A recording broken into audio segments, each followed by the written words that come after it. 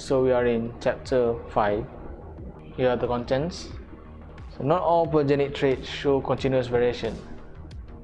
So trait variation show continuous range of phenotypes, such as height in humans, milk and meat production in animals, yield in seed protein, and quantitative inheritance is different.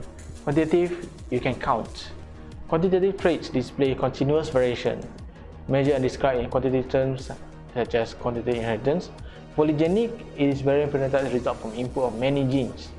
Multifactorial or complex genes, they are a result of both gene action and environmental influences. Polygenic traits that do not show continuous variation are called meristic traits. So, phenotype that can be recorded by counting whole numbers, no point. For example, number of seeds in a pot, 1 seed, 2 seeds, 3 seeds. The other would be number of eggs laid by a chicken. How many eggs does a hen lay? In nature, only 12 eggs per year, only in spring. In 1905, after domestication, we have 120 eggs per year. In that 1 month, there are 10 eggs. A chicken coops today, one hen can create 300 eggs per year. Compared with a human woman can create only 1 egg per month. So a maximum will be 12 eggs per year. Compared to chickens, 300 eggs per year. Polygenic traits. Polygenic traits are traits that has many genes. So the first one that we'll tackle will be threshold traits. It's a trait that do not show continuous variation. So it's like you have a certain trait, it will not show until you have a certain number of genes, certain number of alleles, then the trait will show. It is polygenic or multifactorial, and it has small number of discrete phenotypic classes. For example, you are either diabetic or not, or maybe you are pre-diabetic. Okay. So an increasing number of diseases show this pattern of polygenic inheritance, such as type 2 diabetes. So quantitative traits can be explained in Mendelian terms. The first one will be quantitative patterns, multiple gene hypothesis. The first one is quantitative patterns. Mendelian factors could not account for a range of phenotypes seen in qualitative patterns of inheritance. And multiple gene hypothesis, many genes individually behaving in Mendelian fashion contribute to phenotype in a cumulative or quantitative way. For example, grain color in wheat. Additive and non-additive alleles. So it is another hypothesis. Various grain color phenotypes due to additive and non-additive alleles. Additive allele, they will contribute to red grain color. Non-additive allele fails to produce red pigment. Greater number of additive alleles in genotype will cause more intense red color expressed in phenotype. Quantitative loci. Numerous loci can function in similar fashion, control various quantitative phenotypes. Greater number of classes appear in F generation in more complex ratios. As you can see here, if you have one gene pair, big A, small a, big A, small a, you will have 3 genotypes. You have big A, big A, small a, and small a. So 3 classes. If you have 2 gene pairs, you have 5 classes. If you have 3 gene pairs, you will have 7 classes. If you have 4 gene pairs, you will have 9 classes. So can you see the pattern? The gene pair determines the number of genotypes that you have. So how many genotypes do you have? 2n plus 1. Additive alleles are the basis of continuous variation. It contributes to a single quantitative character. Phenotypic contribution of each additive allele is approximately equal. Additive alleles together produce a substantial phenotypic variation. Polygenes. These are the genes that contribute to quantitative trait. The number of polygenes n contributing to quantitative trait is estimated based on the ratio of F2 resembling either one of the two parents. So you have parents which are black, the other which are white. So how many classes that you have between black and white? Gray, ash gray, maybe a little bit black, a little bit gray, light gray. So how many? You look at the number of all of the F2 generation. Which one of these are the same as the parent, which is 100% black or 100% white?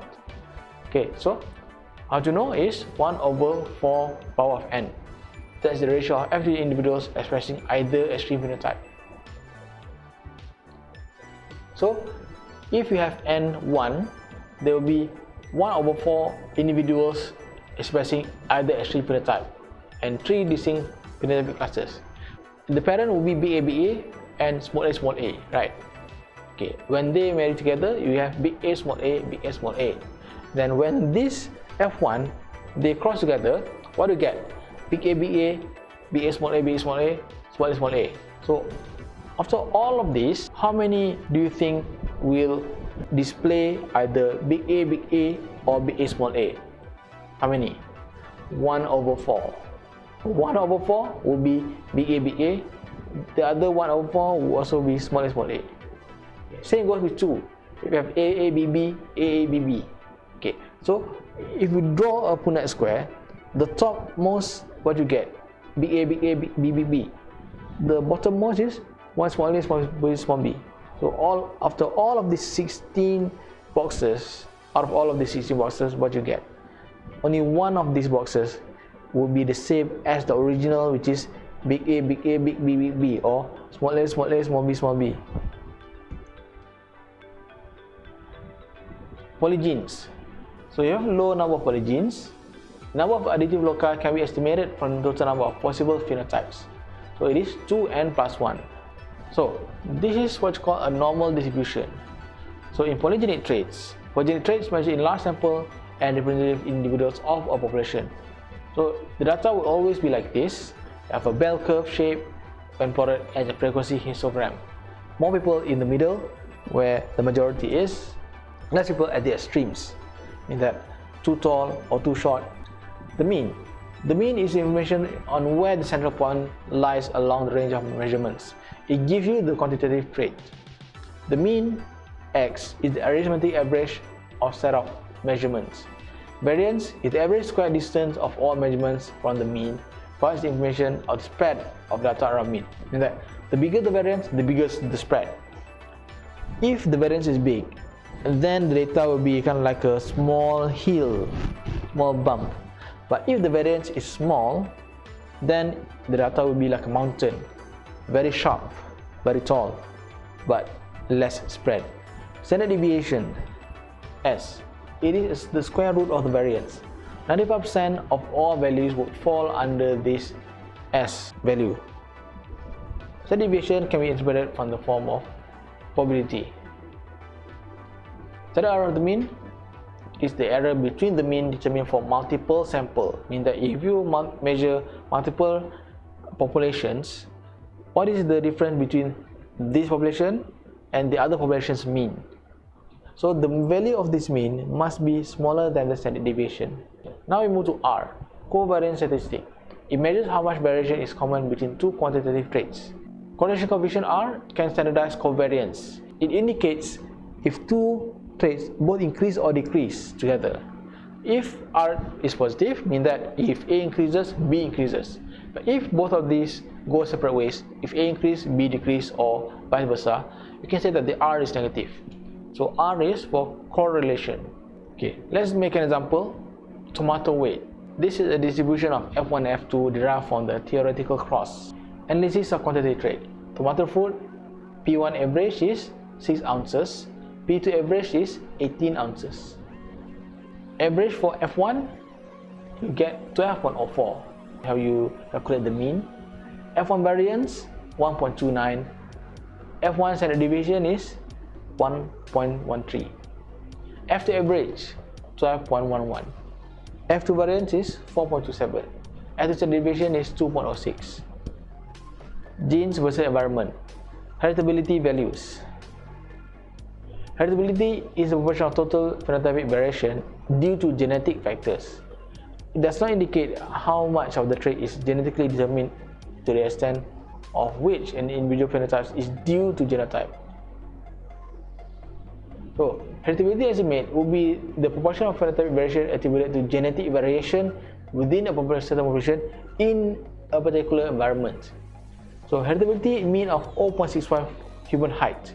It means that 65% of overall variation in height can be explained due to genetics or genotypic difference, but not 65% due to genes. VP, phenotypic variance components. You have genotypic variance, environmental variance, and genotype by environment interaction variance. Heritability estimate obtained using experimental and statistical techniques partitions VP into genotypic variance VG and environmental variance VE. Remember, VP is VG plus VE. So you can see in this example, you have soil fertility in A.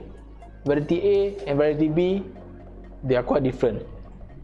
For soil fertility, whether it's low or high, variety A will have even more yield than B, meaning that the environment does not interact with the genes. Meaning that if your gene is strong, then you will have a strong phenotype. But in B, if you look at the picture in B, variety A excels in the low soil fertility. But in variety B, as the soil fertility goes high, it outperforms variety A, meaning that in terms of variety B, it needs a good environment for it to flourish. So you can say that the G and E interaction is present. The broad sense heritability, H2, it measures contribution of genetic variant to total phenotypic variance. H2, VG over VP. Genetic variance component includes all types of genetic variation in the population, and broad sense heritability estimates assume genotype by environment variance component is negligible. It means that of all of the variation between individuals, how much is attributed by genetics only. Okay, we want to see the genetics, not environment. Environment, don't care. Okay. So, for example, you can see in this graph, fertility, handedness, diastolic blood pressure, twinning, systolic blood pressure, body weight, IQ score, total finger reach count. What is the genotypic variance to total phenotypic variance? Narrow sense heritability, it is proportion of phenotypic variance due to additive genotype variance alone. Meaning that in your genes, some genes add to your phenotype. Some genes, they are neutral, they don't affect any of your phenotype at all. Some of the genes actually causes your phenotype to become less and less and less. Meaning that you have a tree, right?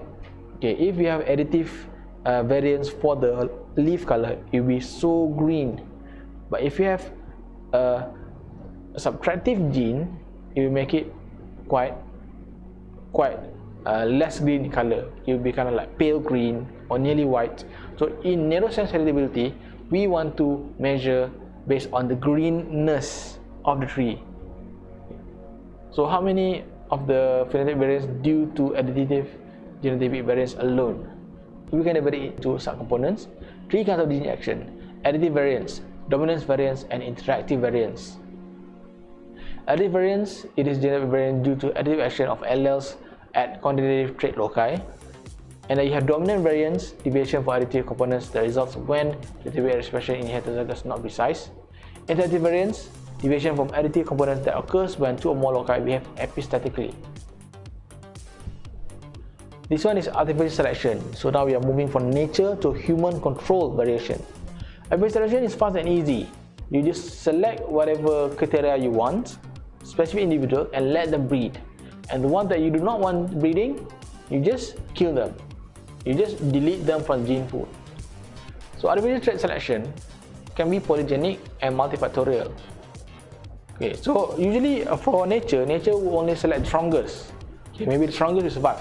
But in artificial trait selection, we as humans, we select them based on our economy, based on our liking. So what do we like? We like something that has more meat, more leaves, taller, maybe more fruits. So, for example, you have crop salad stock, grain yield in plant, weight gain or milk yield in cattle, speed of stamina in horses. So all of these are criteria that humans select. Modern corn. So you have the natural variation occurs in wild population. So the regular corn, they are kind of thin, not much kernels, very sad looking, to be honest.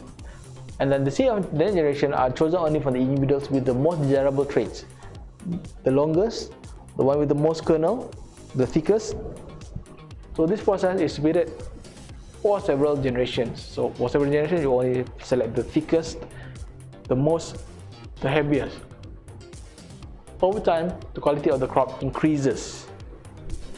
So you have teosins, which is the original wild corn, As you can see, it is this small stalk with just a few kernels.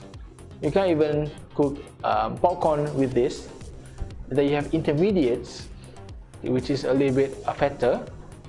And then now we have modern corn, much more kernels, much more volume, much more thicker, and it can feed more people.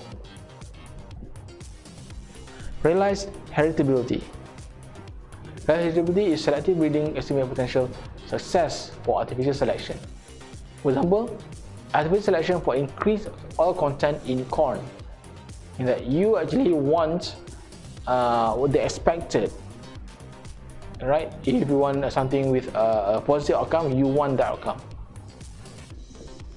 Okay, so when you cross one breed with another breed, you only select the one that you want with high oil content if you want that. Okay, so the one that you do not want, you do not cross it, you do not breed it.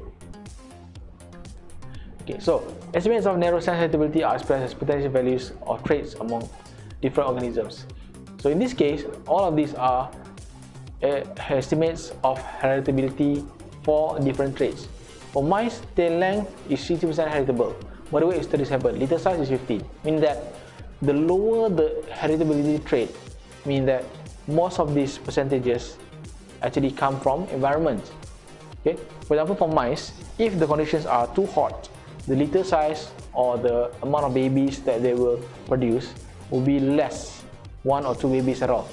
Other than that, stress also causes the mother rats or mother mice to give birth to less babies.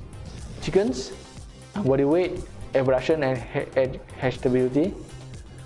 Body weight is 50%, egg production is 20%, and egg hatchability is 15%. Cattle is 45%, milk yield is 44%, conception rate is 3%. Single heritability estimate, you have information about one population in a specific environment. But neurosensitivity is a more valuable predictor because it calculates for many populations in environments and show a trend. Okay, now for humans, we have twin studies. Human twins are useful subjects for examining phenotypic variance for multifactorial traits due to the genotype as opposed to environment. So in this case, if we want to measure how heritable some traits are, we use twins because twins, they are born from the same internal environment. Okay, they have the same genetics.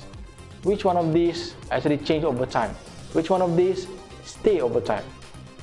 So we have monozygotic, identical twins are derived from the single zygote. Dizygotic or fraternal twin, they come from 2 eggs, means that they are not the same. They are not the same person. They are not sharing the same gene or DNA, just like the identical twins. Okay, identical twins or monozygotic. The phenotypic variance equals environmental variance. In terms of genotypic variance, there is no difference.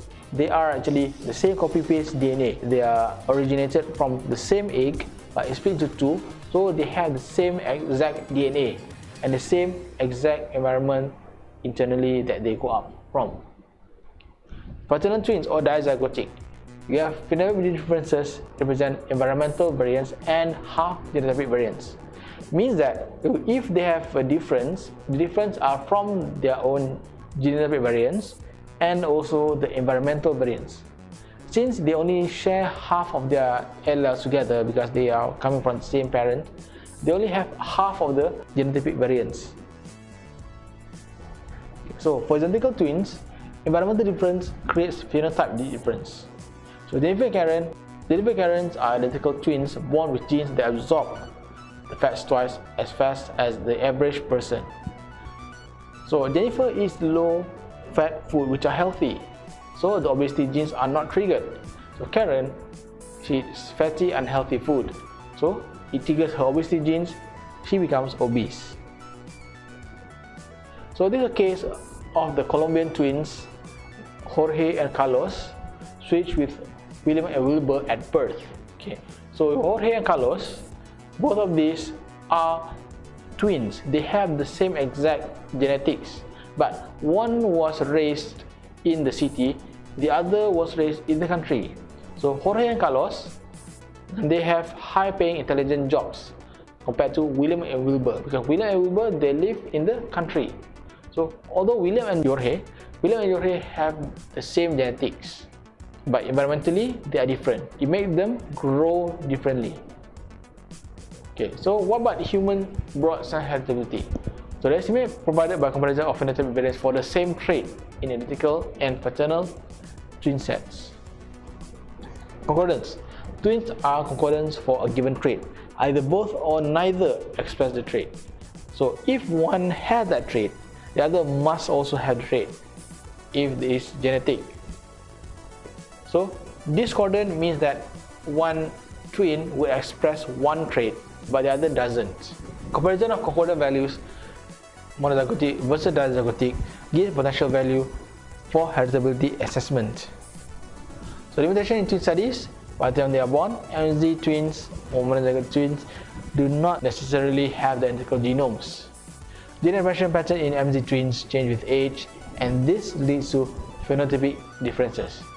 In a nutshell, after they are born, the genomes would not identical because the environment is now influencing how they live and influencing how they grow up.